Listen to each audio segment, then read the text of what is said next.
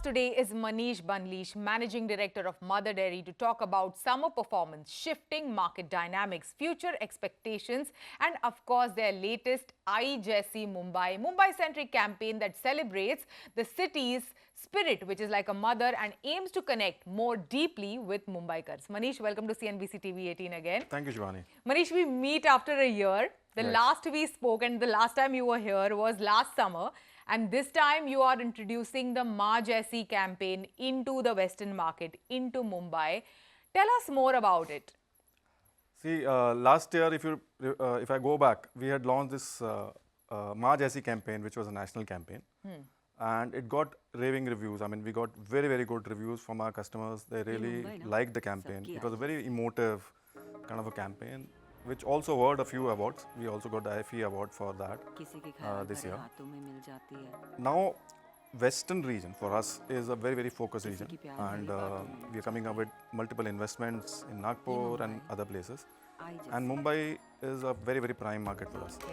And hence, we are just taking over from that particular campaign and localizing that to cater to a Mumbai situation. And Mumbai, as you know, has this Mumbai Devi and I already in the name. So we just try to, use that in our campaign. And Mumbai is a city which loves everybody and people are so loving. So we thought, why not? Yeah, and nice usage of I for Aai Jaisi in the campaign for Mumbai. But having said that, since it has been more than a year since you launched Aai Jaisi campaign, what has been the impact of it on the brand perception of Mother Dairy? See, overall, if you see last year, our organization did extremely well. We grew by almost 16% in terms of revenue. When I met you, we had done 15,000 odd crores. This time we are crossed 17,000 crores this year in terms of revenue, which has a great morale boosting, for our team. And is also coupled with one of the pillars of marketing, which is this campaign itself. So already monsoons are here. Across the country, the monsoons are there. What has been the impact of this short-lived summer season on Mother Dairy? So Mother Dairy has three businesses. One, we have a Dhara edible oil business. Yes. Second is the Safal, which is the fruits and vegetable business. And third is the dairy. Yeah.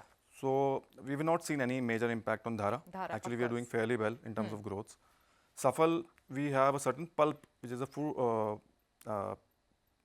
fruit pulp business, which also feeds into the beverages business.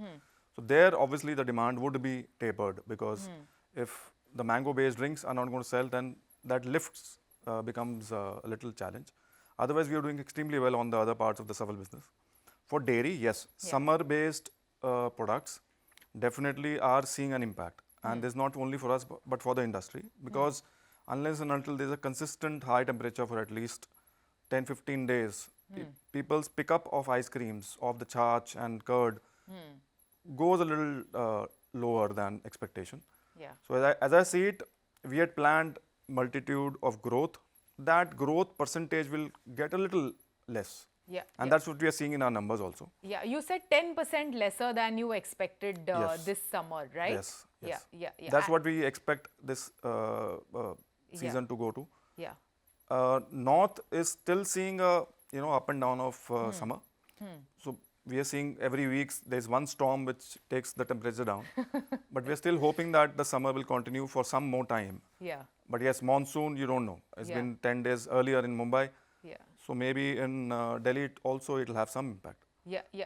But you introduced 30 new flavors and varieties in both ice creams and yogurts, which are summer products. Correct. So what is the larger impact of these seasonal changes and shifts on the dairy business, and how do you brace yourself for all of these climatic changes that not just the India market but world over every other country is experiencing, with floods and cyclones and heat waves, wildfires, impacting many regions around the world? So how do you brace yourself for the impact of certain uncertainties and seasonal changes like these? So when we make our annual plans, we make multiple plans around it. So one is the best case scenario where you have an extreme summer, and then we increase our capacities 1 year in advance. So this time we had anticipated basis the reports that summer is going to be extreme. So we had planned our capacities accordingly. But at the same time, when you see these kind of aberrations, we do a on the go change of our plans, you can say, because we are not something which is we don't store most of the categories to a very high extent except for ice cream. So every other category is almost a daily production. So it is not very difficult for us to change our sales plans or change our production plan accordingly. Definitely it has impacts on commodities in terms of we may have some extra commodities left over with us, but it's quite okay. Yeah, yeah. Because our organization is quite experienced in terms of handling these vagaries, and we have seen that year after year. Year before that also was very similar to this. 2 years back, we had a similar situation. Yeah, yeah. So on one end, it also helps us in terms of getting more milk, because when the temperatures are a little down, then larger amount of milk comes to you. So I think we'll balance it out. It's just a matter of 1 month. I'm sure the whole another 9 to 10 months are still left in front of us. Yeah, and how does the rest of the year look like for Mother Dairy, for all the businesses, including Safal, Dairy and your oil? So this year we had a vision of doing around 20,000 crores. A very ambitious target that we had taken for ourselves. Yeah. As of now, we are gunning for that. The team is really motivated to gun for that historical number for us. Yeah. And I think we will take it forward. The summer will have some impact, maybe 300, 400, 500 crores. Yeah. But I'm sure we have other categories where we'll pull it off. Yeah. We have multiple launches coming our way. And we are looking at multiple new opportunities of exports, for example. Yeah. In our multiple categories, we have started exports to Gulf very recently, just less than a year back. We're seeing very good results there. So there are multiple initiatives that we are taking which will cover some part of it. And what is the new product and innovation pipeline going forward across across the oil and Safal and Mother Dairy? Sure.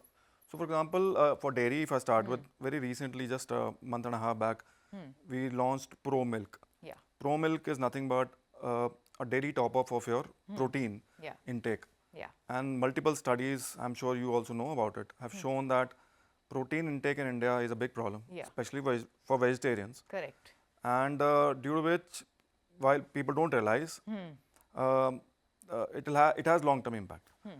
So we had a choice of launching a very specialized protein product which will have a taste impact for the consumers. What we said was, we need a product which is going to be used by everybody in the family. So this Pro Milk does not change your daily way of life. You can just change your milk from whatever you're consuming today to Pro Milk. It gives you the same taste or better. It gives you the same curd or better.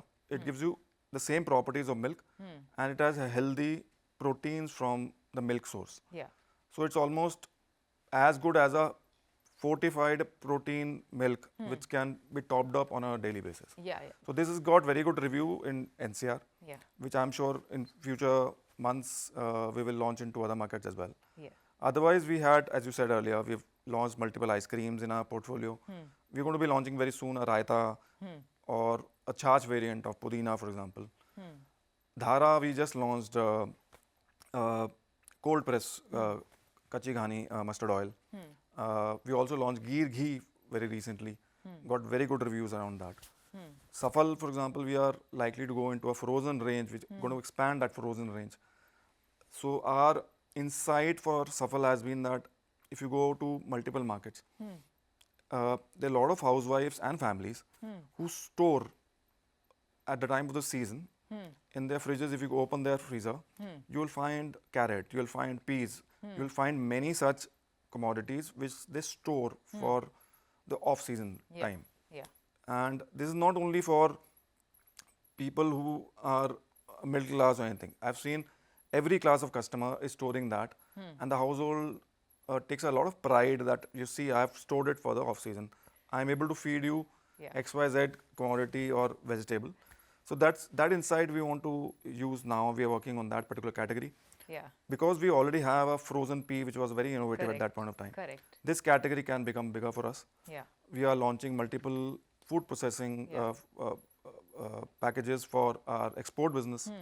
So a lot of exciting thing happening in Safal as well. During the conversation, Manish, you also mentioned a number of reaching 20,000 crore by the end of the year. Where are you making your big bets? Where are you making those key investments to achieve and attain that goal going forward? So for dairy, our big bet is to go beyond NCR. That Yeah. is one of the big pillars that we are doing. Our growth in non-NCR region is very, very, very great because I think in the past, we have not ventured out of Delhi NCR too much. We were in various markets, but now we are making an extra effort in that direction. Maharashtra is very, very strong ask for us as an organization. We are really investing a lot of time and energy, money in this state. So a new plant is coming up in Nagpur. We already have a Bhiwandi plant here. So we will be expanding sales and distribution for dairy in Maharashtra. We have just recently launched into southern region. We are launched into Rajasthan. So slowly and steadily, our big bet is to move pan-India on the dairy business. For Dhara, for example, again, while we are present in multiple geographies, we are investing behind the brand and new, let's say, packaging solution, marketing solution for the northern region. That is again a big strategic lever for us. Similarly, for Safal, I think the huge opportunity. We have not really touched the, let's say, even 10% of the expectation, or the brand has such a high value with the consumers. We want to tap that opportunity as well. It is time for a short break. On the other side, we are catching up with cricketing icon ABD Villiers, who is now a brand partner of Sneaker Lab. And we also get you the highlights from this year's Marquee Nights.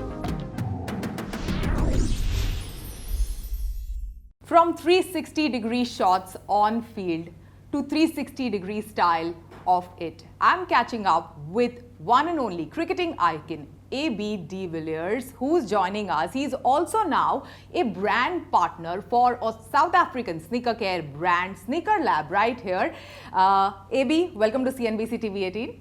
Thank you, Shibani. It's great to be here. Very exciting. AB, so straight off the bat, what drew you to become like a brand partner for Sneaker Lab? How strong is your sneaker game? I think it got a bit stronger over the years. Initially, not so good. Got my fashion sense from my mom, so we were a little bit behind the trends. Growing up in a small town just in the northern parts of South Africa, north of Pretoria, where I live now. I think what drew me to them is just the South African flavor, the passion that we have as South Africans. It's a proudly South African brand. And there was a lot of chemistry between the way that I live my life, I played my cricket, and what they have achieved over the last few years is absolutely exceptional. But I think that's basically what it comes down to, South African pride. And it's fantastic to be over in India now, and hopefully a lot of Indian people will get to know about this brand. And then last but not least, dirty sneakers really irritated me. It started irritating me, and I couldn't understand why no one didn't come up with anything like this. And I mean, it's been a struggle with cloths and towels always to keep my sneakers clean. So finally, there's a solution. So AB, what is one of the oldest and the most precious sneaker that you own? Not price-wise, I'm going to ask you about the most expensive one, but the most precious that you want to save and preserve. Yeah, my Sneaker Lab team will most definitely know this answer. I'm really good friends with the owners of the brand Freedom of Movement in South Africa. So they call it FOM sneakers. Sure. I have about 10 to 15 pairs of them. It's most definitely my favorites. You're also a culture connector, and sneaker culture has grown over the past couple of years. So how would you be that connector between sports and style and lifestyle? What is the role that you intend to play? I love for a sneaker to talk to the rest of the clothing that you wear on the day, color-wise, but also comfort. I'm a practical guy, so things must be comfy and make sense.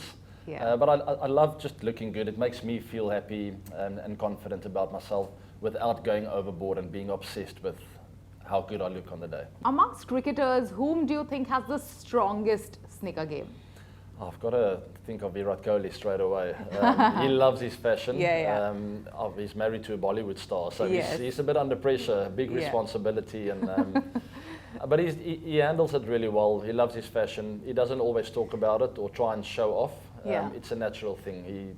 He likes to look good, from the hair to the beard and everything he wears, but particularly sneakers. He's got really good style with it. And what about you? What is your personal favorite game day sneaker look? Is it bright or is it subtle? What's your style? It depends if it's daytime or nighttime. Daytime, most often I would go for a white sneaker or off-white, faded white, whatever you want to call it. Once again, practical, comfortable. That also goes with that sporty look that I love, and I'm a sportsman. I'm never going to hide away from that fact.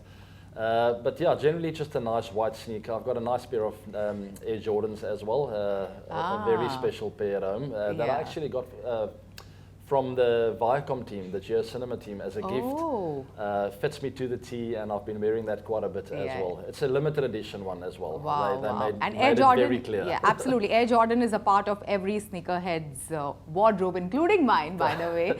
But now let's move on from sneakers to cricket. Because you've played with Virat and played against Rohit, what is the kind of impact that these two cricketing icons have had on the Indian cricket? Well, in the test format, they leave a huge legacy and very, very big shoes to fill. Talking about shoes, sneakers to fill. It'll be very tough for whoever comes in to try and sort of fill that void and try and be as good. And my advice to them would be don't try and do that. Just play your game and sort of find your role in the side. Virat and Rohit, they are irreplaceable, there's no doubt about it. But I mean, they are huge icons of Indian cricket. They've done so much for cricket in this country. And it's great to still have them around. They're not gone completely, just the test format. Yeah. Now I have a fun question to ask you. Like, if it was a dance-off against Virat or Rohit, which dance-off do you think you'll win? AB. No, I'll take Rohit on. Not Virat. I've tried with Virat, it doesn't work. I come second base there. Yeah. Okay. Now we've seen that, you've mentioned how, going to the England series is going to be akin to a marathon for the young team that is under Shubman right now. What is the kind of mental endurance and resilience does, Shubman and all the other young boys have to build to play this tournament? The good thing about the youngsters coming in, there's no scarring. I mean, yes, they're very inexperienced. It's a huge mountain to climb. The UK is tough, but they don't know that. And sometimes that's the best thing. What you don't know almost doesn't scare you, So I think that's their hope, and to sort of, it'll take a really good leader, and maybe from the coaching staff point of view, to bring that out in them and just to say, listen guys, the way you play in the IPL, you youngsters are fearless. Take that into the UK.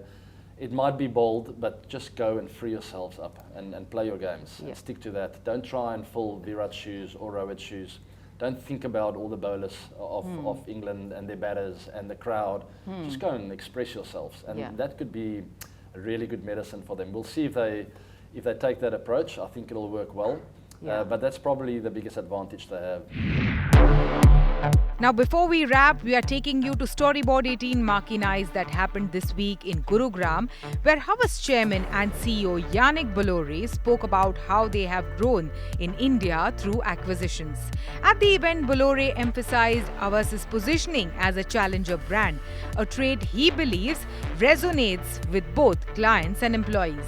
He also reaffirmed the company's commitment to its acquisition-led growth strategy at a time when Havas and Publicis are reportedly in the final stages of bidding for a 70% stake in the homegrown agency Madison World. From lighthearted choices about French pastries to reflection on business legacies, Bolloré's responses painted a portrait of a leader grounded in authenticity and long-term vision. Here are a few rushes from the event.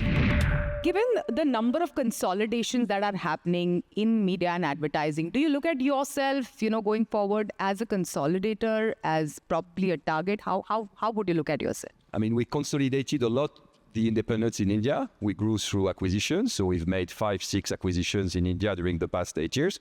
So we will continue to develop this acquisitive strategy. What's important for us is to create a unified culture at Havas, something that will differentiate Havas from its peers.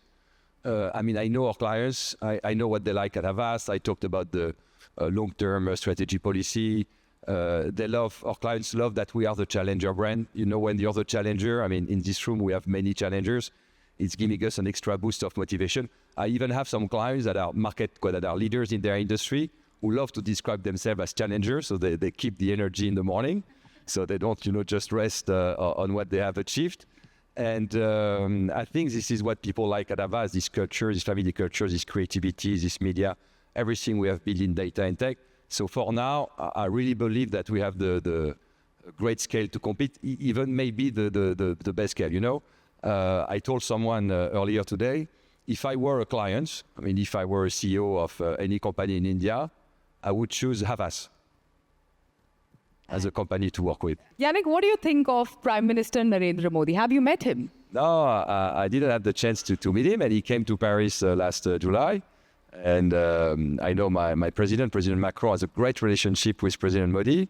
What you have to know is the French people, they love Indian people. So we love everything about India, starting with the people, the food, so congrats. So of course, we also have a huge admiration for your leader. What he has been achieving those past years is just amazing. At least the people I'm interacting with in the business community are very, very supportive of your Prime Minister. So that's great. If you do meet him, what is the discussion that you want to have? I want to know that, Yannick. Honestly, I'm the CEO of a 23,000 people company, and sometimes I have trouble to find sleep at night. I don't know. I will ask him, how does he manage the pressure of being the leader of a 1.5 billion people country? That's something that I don't know how you deal with this kind of pressure. What is one of the best lessons that you've learned from some of your Indian colleagues? I would say the great lessons from India is patience. Patience. You know what I mean? Yeah, because you have to be patient. You have to build relationship on the long term. Yeah. But then it's paying off. 70% of our clients today have been with us with more than 10 years. The retention rate is very high. So when you manage to build such a great relationship, it's a relationship, maybe not for life, but for decades.